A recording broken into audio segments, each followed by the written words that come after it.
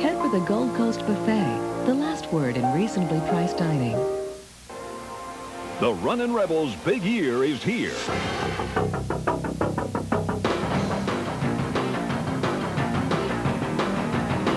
Relive the memorable moments and magic of the Runnin' Rebels' road to Denver. Join us for the Year of the Rebel, Monday, immediately following the NCAA Championship, only on Channel 8, Southern Nevada's news and information source.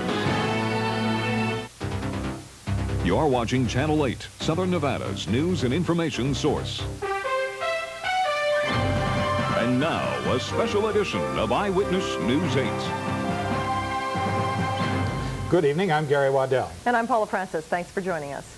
The UNLV Runnin' Rebels bounced back from a less than spectacular first half to move into the championship round of the NC2A tournament Monday night. The Rebs beat the Yellow Jackets of Georgia Tech 90-81 in Denver. Our Scott Higgins has been watching the game. He joins us now live by satellite from Denver with the story of the game and all the highlights. Scott, quite a show. You betcha, Gary. Gary and Paula, I had the pleasure of sitting in front of Lois Tarkanian during the entire game. And I tell you, during that first half, it was kind of a carnival out there. She was sweating it, I got to tell you that. Very nervous lady at halftime especially. Had some words about the NCAA, had some words about the referees, and they were well justified because the refs were really calling this one close. Let's take a look at the highlights now. UNLV starting with defense. Stacey Augman gets the steal right here from Kenny Anderson, takes it coast to coast after Anderson Hunt dishes back. Shot foul, UNLV up 17-10. Then Greg Anthony answers with a three from outside. UNLV had the biggest lead of the half, 21-12. But Tech comes back. Dennis Scott slams it home. He had 20 in the first half. UNLV by 4. Stacey Sianovich came in for a while and had some trouble. Here he loses the ball to Kenny Anderson. Anderson goes in for the lay-in, and we're tied at 23. Later, Larry Johnson from outside for 3. UNLV up 26-23. Anderson Hunt answering now with a slam dunk. Rebels tie it at 30. It was just a torrid pace in the first half. Here's Larry Johnson on the drive. He had 13 in the first half. Rebels trail by 1 at this point. Kenny Anderson was magnificent for 3 right there. Georgia Tech 42-38. Anderson at the end of the half on the drive, and at halftime Georgia Tech led 53-46. To the second half we go now. Greg Anthony for 3. Tech leads it 53-51. Then bring in Moses Scurry with the dunk. Georgia Tech by only 1 at this point. Then Anderson Hunt caps off a 10-1 run with the three-pointer. UNLV 56-54. Give it to Stacey Augman now for his own three-pointer. Rebels up 59-57. Tech only 4 points in the first 9 minutes. Augman right here on the dunk now. Rebels by 3. Dennis Scott answers for Tech though with his own 3. Rebels up by 2. Greg Anthony for 3. Just a three-point show out there. Rebels 74-69. Give it to David Butler for the slam. Rebels 76-69. They can almost feel it. Here we go. Larry Johnson picking up his 5th foul. It looked bad at the time. He finishes with 15 points. Rebels leading 76-69. There's Kenny Anderson on a drive. Georgia Tech cuts it to 2, but Anderson Hunt will answer with a 3 on the other end of the court. Rebels up by 5, 79-74. But Dennis Scott came back for Georgia Tech with his own three-pointer, and it wasn't quite over yet. We go now to the final seconds. David Butler, after Tech misses, is going to get the ball and pretty much seal it for the Rebels. He will bring it down court and drive to the hoop. Rebels win it. Final score 90-81. They will advance now to the final game to play Duke. Now I've got a couple of guests here after this Rebel win. I have Athletic Director Brad Rothermill from UNLV and President Robert Maxson. And guys, it was a nail-biter, at least in the first half and for pretty much most of the second half. First, President Maxson, your thoughts on the game? Oh, it was a great ball game. Our kids showed a lot of heart. It was great coaching. It was just a great college contest. And I think a game fitting in the Final Four. And as you can tell, I have absolutely no voice left. Going to the final game now. First time UNLV has done that. What does that do for the image of the school nationwide? Let me tell you what happens to you. This game will put the university in a public window to the nation. Right. And that window will be broader than just these ball players. It reflects on all 16, 17,000 students and all of our programs. Of course, the focus is going to be on these fine student athletes and the coach. But what it does, it gives us wonderful national visibility. It lets people look at UNLV, look at us more than just the basketball team, but look at the total student body, the total programs, and of course what it really does, it shows that we have, I think, the best intercollegiate basketball team in America. Thank you very much, President Max, and good luck on Monday night. Now, Dr. Rothermel, your thoughts on the game? Well, it was a great college basketball game. Our coaches did a tremendous job at halftime making adjustments. We came out, pressured a little more. We extended our defense a little bit, and offensively we did a lot better job of reversing the ball, and we got better shots in the second half, and we really shut them down. You know, they scored, I think, 4 points in the first 8 minutes of the second half, and that really put us in a posture where we could have an opportunity to win the game. You've had one previous trip to the Final Four. This time you're going to the finals, though. First time in the history of the institution we've ever played in the Final Two, and championship game should be a great game. Duke's a fine team. They're a very, very well-coached team. But if we play well, if we play our A game, we've got a chance to win it all. Brad, thank you very much. Again, the final score here from Denver. Rebels win over Georgia Tech 90-81. They'll advance to the Final Two on Monday night. Of course, you can see it right here on Channel 8. They'll play Duke. Reporting live from Denver, I'm Scott Higgins, Eyewitness Sports 8. Scott, from back here in Las Vegas, it seems as though the whole country was rooting for the Rebels. Did the arena have a favorite? Well, it was interesting because I think some of the Duke fans from the first game were rooting for Georgia Tech simply because they're both in the ACC. But everyone that was not a Georgia Tech fan or a Duke fan was definitely rooting for the Rebels. We saw the Arkansas band start to do the Jerry Tarkanian cheer with the shark jaws and all that. The Arkansas fans were cheering for UNLV, and so were most of the people that were nonpartisan, the people from Denver and the others that came in on a national scale. I would definitely say the Rebels were the favorite. Still a lot going on in Denver. We'll be back to you a little later. We're going to have the post-game news conference, which should be happening before too long, right? That's correct, Gary. And then we'll talk to Mary Ruth Carlton. She's in the locker room talking to the players. So we'll check back with you in just a couple of minutes. See you in a minute, Scott. Officials at UNLV opened up the Thomas and Mack for a huge party to watch the Rebel game. Fans watched the game on a gigantic screen. Brian Gresh was with the crowd as they cheered on their team long distance. Brian, has the deafening roar died down yet? I guess so. What? I can't hear you. I think I'm still deaf. Well, as you can see, the place is emptied out rather quickly. Once the game was over, Rebel fans took off undoubtedly to enjoy the success of a Rebel victory here this afternoon. But I have to tell you, while they were here, there was one heck of a party that was going on. This was definitely a Rebel home game in every sense of the word. The sound in this place was absolutely deafening. I have to tell you, the enthusiasm was unlike any I'd ever seen before. The folks here came to cheer, and they did not disappoint. They cheered absolutely everything that had anything to do with UNLV. They were watching the game on the big 15 by 20-foot screen over on the other end of the arena, and every time anything had something to do with UNLV, a cheer went up. Whether the first time they saw Tarkanian, the first time they saw the Shark mascot, heck, they even cheered for some of the commercials. But I have to tell you, I think the biggest cheer was reserved for just before the introduction of the starting five, when we saw the patented Thomas and Mack fireworks and light show.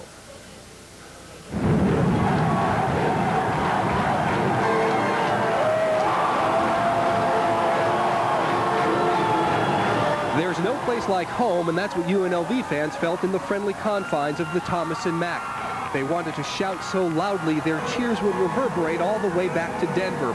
It was odd watching a basketball game in a basketball arena, but the basketball players were on a screen on the other end of the court.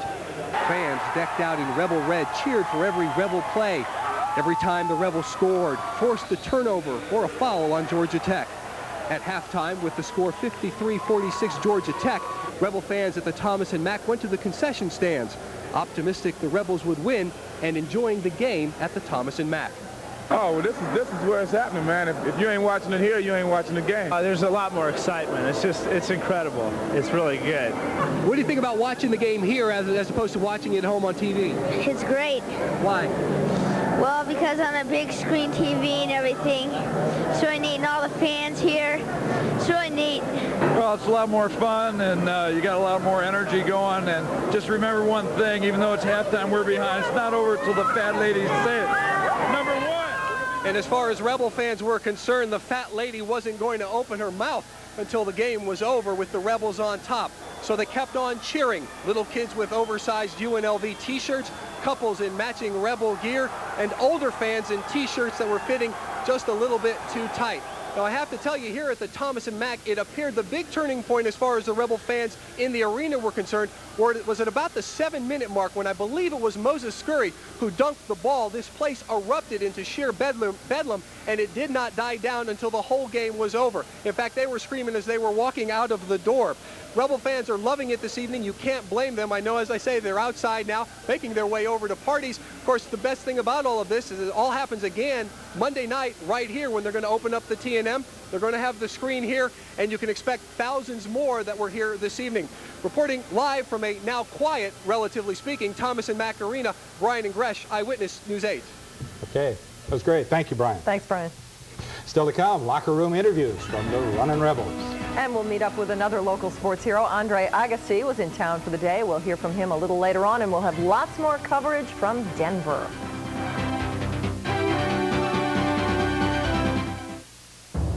Thanks. It'll be ready. When I have car problems, I know to call the car doctor. But for bigger repairs, I call the car doctor. For tune-ups, brake jobs, state emission testing, diesel, fuel injection, front-end alignment, and complete engine overhauls or replacement. They're open 7 days a week and guarantee all parts and labor for 90 days. The car doctor's all I need to know about car repairs. The car doctor today. TAC Office Products has 3 big stores filled with everything for your office. Besides selection and convenience, TAC offers free express delivery. You can phone or fax in your order. You'll find helpful people, and if time is money, why send someone all over town? You'll find TAC offers the biggest savings. TAC, the convenient office product store that can save you time and money. Visit the TAC store near you. 3 locations for your convenience. TAC Office Products.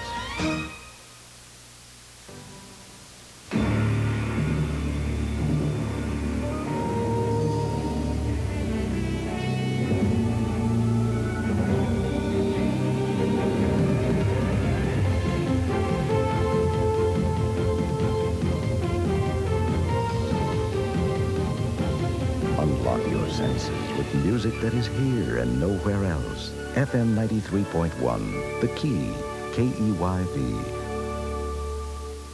1, 2, 3, 4 years in a row.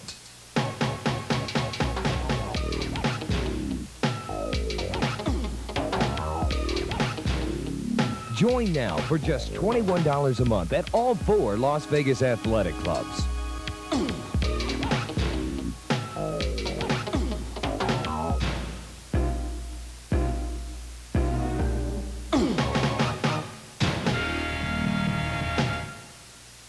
The Rebels have just come into the room in Denver at the McNichols Arena for their post-game press conference. We go to that live by satellite. The second half, we really came out and played real well. I thought defensively we got after them real good, and I think we shut down a lot of things the second half. First half, for some strange reason, and I don't know why, we didn't play with the intensity we wanted, and they pretty much did anything they wanted. The first half, they really outran us.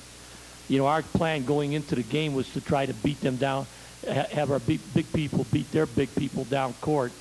We've been doing that almost all year. That's been that's been very effective for us all year. But the first half, they outran us, and we were fortunate only to be 6 down at halftime. I thought that was one of the keys, is we were only 6 down at halftime, and I didn't think we had played hard.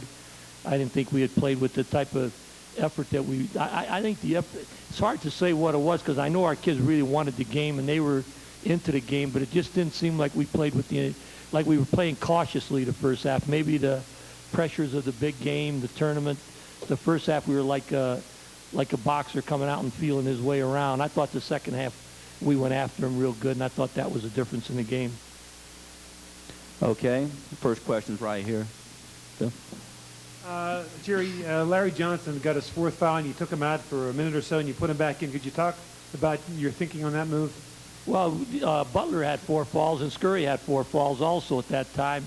So, you know, I don't like to keep a guy out, a good player out too long. Obviously I didn't think he'd fall out as fast as he did, but that was a real concern of ours at that point because all 3 big kids had 4 falls, and Stacey Augman had 3 falls early in the second half. So we were really, at one point, in fact, we did do it at one point, and Scott hit a 3-pointer and Oliver hit a 2-pointer. We went to our zone, and I knew I shouldn't have gone to the zone because our man was working so great for us, but we had everybody in foul trouble. we went to zone, and sure enough, as soon as we went to zone, Scott drilled a three-pointer. Then Oliver penetrated and hit a two-pointer in the lane. Okay, in the back. Jerry Bobby Crimmins thought that he thought the Duke UNLV game would be decided by defense. Do you agree with that? You know, I've always, you know, I got great respect for Mike and Duke's basketball team and their program. We always say that their defense is a lot like ours. And in fact, we think around the country, we think that we play more similar defense than anybody else because we're one of the few teams, I think, that still gets out and pressures the lead passes and pressures the guards and still tries to front the center. I think the game has changed so much now where most people are into combinations and more of a gimmick defenses. But I think Duke and UNLV are two teams that play the same type of defense. And I got great respect for their defense. Okay, right here. I was going to ask all the players if they want to comment about the high energy of the game. Was it a physically punishing game? Okay, we'll take an answer from Stacy first.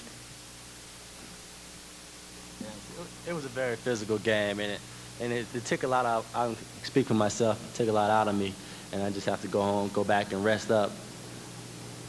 Okay, Larry. I thought it was physical. You know, I'm speaking for like the big guys, me, Moses, and David, and the rest of our big guys. We like physical games. We love to get in there and bang it, and it was real physical. And then the altitude became a factor. But you know, when the game is physical like that, we just characterize it as a fun game. So it was a real fun game. All right, we'll hear from the other big guy, Moses. Well, you know, I figured, the whole team, me, speaking on the whole team, we all did a great job, even though the altitude was bothering us, a great deal in the first half. We came out and did what we were supposed to do, and that's play harder. And everybody got together and sucked it up, and we did what we had to the second half. Can I add something here? I really thought Moses was one of the keys to our victory today. I thought the last half, particularly, he just dominated the boards, and off the bench, I thought was a real key to our victory today. Okay, in the back. Yes, Stacy, can you talk a bit about the defense you played on Dennis Scott in the second half, denying him the ball? Yeah, he's a great player. You can't deny it. Hello? All right. He's a great player. You can't take anything from him. And I did the best I could on him, and he still hit 29. So, the thing that I try to do is keep him to the lowest possible points. I can't go out and stop anyone. A great player is going to hit his shots on me, on anyone. Okay, right here. Larry, all through the tournament, you've been talking about the abilities of Moses coming off the bench in place of you. Can you comment on that tonight, and especially with your foul trouble? Mo played a great game. Mo is a very intense player, and the fans love him because of his screaming, and we love him because he day in and day out practicing game. Moses come and give 110%, and lately Moses has been coming off the bench, and things haven't been working out for him in the past couple of games. But this game, I mean, like Coach said, Moses was a key to the victory, and he came out and he just did a great job. Okay, back here.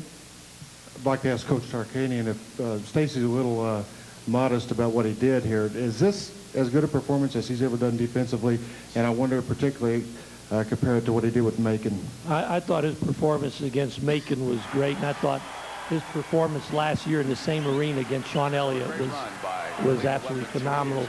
I thought that, in all fairness to Stacy, Scott got quite a few of his points when we were in our amoeba zone. In fact, it seemed like every time we went to our zone, he hit a three-pointer and made us pay for it. We were just hoping that he might miss a few of those and we can turn them into fast break buckets. I don't know how many got directly off Stacy, but I'm sure half of them came out of our amoeba zone. Okay, Dick, right here. Coach, you said the other day that whenever anybody writes about UNLV, they always write something negative. And when they write about Duke, they never write anything negative. Some people will play this up as good versus evil. How unfair is that? That's for you guys to decide. I'm not into that. I love my team. We're playing in a championship game, and I'm very proud of the guys. And if you guys, that's up to you guys. I'm not going to get into that. Okay, back here. Jared, can you talk about what it would mean for you to win it? Well, it would be great, to win it. Personally, I'm not into what a lot of you guys think. I have no personal, I would like to win it like any other coach would. It would be a tremendous thrill. But I think the greatest thing of all, it would be great for the state of Nevada and for the city of Las Vegas and our university. Would be really great. We have a great city that I think is the greatest city in America to live in. We have a great university, and I think it would be just tremendous for them. It would be great for the team, and obviously it'd be great for the coach. But I'm not into the thing as some people say, wouldn't this be nice, as some kind of a, I have never set that as a goal. Believe me, that's never been a goal of mine to win a national championship. I like us to play as well as we're capable of playing every game we play. Okay, up front. Stacy, late in the game, Kenny Anderson made a drive, and after he made the drive, you kind of looked at him and you shook your head. What were you thinking, and what did you say to him at that point? I told him good move, and I can't remember really exactly what I said, but I was talking to him. You know, I can't really remember what I said, but oh, he's a great player. He has moves, every moves, playground moves, but he's under control. He's a great player. Yes, from the back. Yeah, this is for Greg Anthony. You and Anderson combined for 8 3-pointers. Was Tech sagging at all, trying to shut off Larry and David? Yeah, they sagged a great deal, and Coach talked to us at halftime and told us if we had the open shot after we moved the ball and reversed it around, to take the open shot. And we were fortunate enough. Whenever you got great big men inside like we do, you're going to have the opportunity to take the open shot. If you can them like we did today, then you're going to be successful. Okay, Ivan. Larry, could you talk about their defense inside and why you had so much trouble and the fouls? They play great defense. You can't take nothing away from them. I mean, you've been reading all week game coming up about how we just supposed to destroy them inside and do this, and I guess you guys just pumped them up, just come out and play their hearts out, and they did, and you just can't take nothing away from them. I mean, this is Division I basketball, and it's not like those guys 6'10", 240 pounds. It's not like those guys just can't play out there. And, I was just me and the other big guy was just trying to do our best, and they were just out there doing their best. And, just fortunate enough for us, our perimeter guys did a great job, and we just came away with the victory. Okay, over here. For Jerry. Jerry, when you were up 6 with about 30 seconds left and Greg missed the free throw, you were down on one knee. Can you tell us what was going through your mind right there? I was in agony through most of the game, believe me. And then when we get to the end like that, I told Greg after the game, I said, you're going to drive me to my grave. He's been missing a couple down the stretch.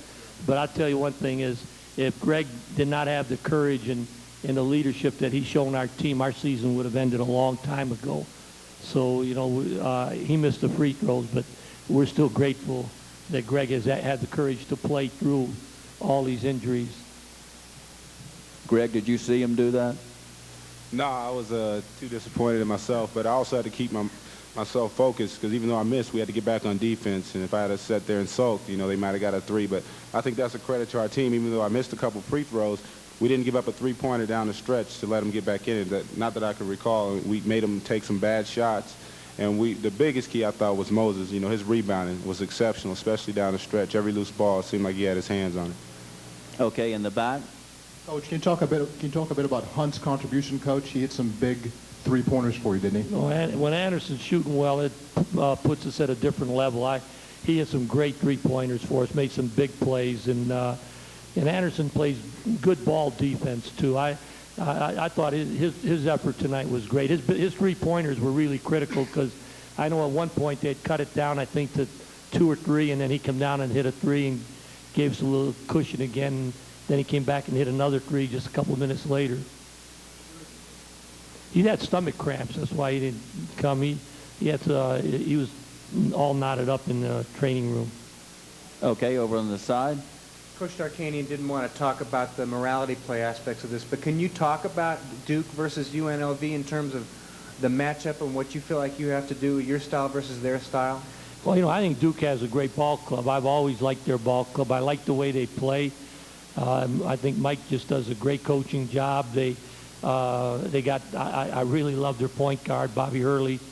It's the first time I've seen him play in person. You watch him on television, he's much quicker in person than he is on television. I'll tell you, he made some of those Arkansas guards look slow, which was really amazed me. And, of course, Henderson. The coach and his team reflecting on their 90-81 win over Georgia Tech. Rebel fans seem to prefer to watch this game in packs. One of the biggest is still assembled at the sports tavern named Sneakers, and Jaime Garza joins us live from there. Jaime. Well, Paula, I will tell you the victory party is in full swing, but the victory party started hours ago, even before the Running Rebels took out to the court. Two things happen when the Running Rebels make it to the Final Four. You lose your voice and you lose your hearing. You can tell by the rowdy crowd right now. As soon as the Rebels won tonight, there was beer on the ceiling, there were bottles on the floor, uncontrollable crowd. But we did talk to Rebel fans shortly before the game started, and they were confident the Rebels were going to win today. Check it out.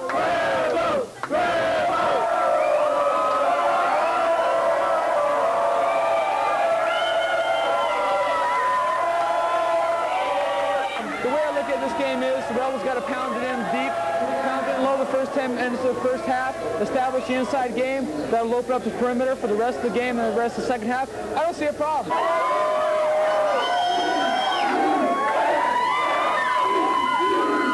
What do we expect from the Running Rebels? The whole thing. We're going to win the game. How? Easy.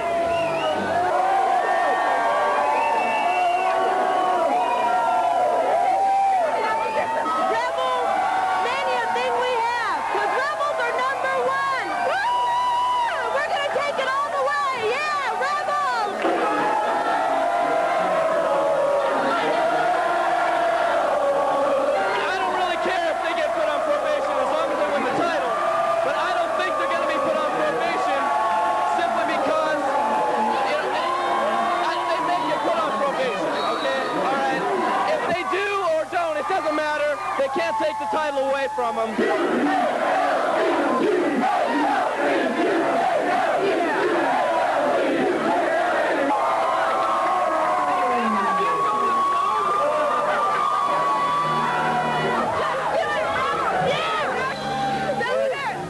And if you thought that was a wild crowd, it's still here. Now, Greg has been saying from Denver that you can't control the game's bounce, but one thing you can control is how hard you're playing. You've got to give 110%. With me is Rob. At halftime, Rebels were down. Fans here were not too happy. What happened? There was a concern. Hey, the fans were going crazy. Hey, we were down by 6 or 7 points, and Kenny Anderson and Dennis Scott were just going crazy over the first half. And one thing we had to shut down Dennis Scott. We finally did it in the second half. We got Kenny Anderson in foul trouble, and the guard play was just fantastic. They got some the final odds right now, you'll find out. Listen to what they have to say, all right? Here we go, Gary. Georgia Tech, they're dead. Arkansas, they're dead. Duke. And there you got it. Duke.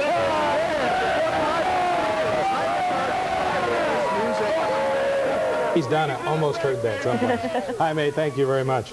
When we come back, we will go back to Denver. We have some locker room interviews from the Running Rebels for you. There's other news today, too. We'll have that for you next. That includes a report on the massive protest today at the Nevada test site. More than 800 people were arrested. Don't go away.